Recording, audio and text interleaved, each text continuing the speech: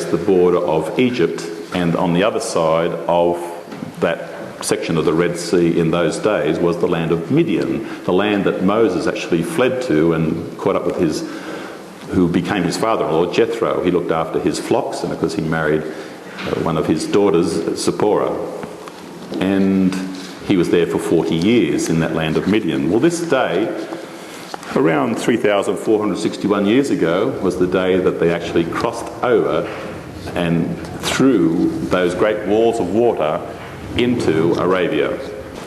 Okay, so let's look at that journeying. Moses himself kept a travel log of their travels, and we read about that in Numbers chapter 33.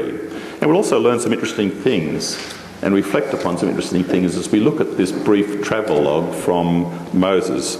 Numbers 33 verse 1, it says, "These are the journeys of the children of Israel which went forth out of the land of Egypt by night," as we know in Deuteronomy 16 verse 1.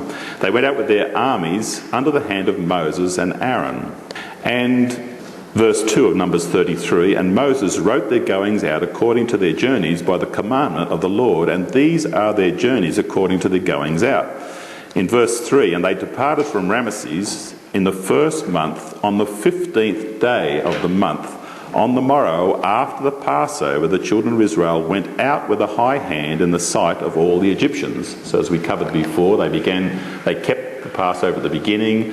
After sunset, during the period of Ben Ha-Abiyim, the twilight period, at the beginning of the 14th of Abib, they roasted the lambs. They ate them up until midnight when the destroyer, the death angel, passed over and the firstborn of Egypt were killed.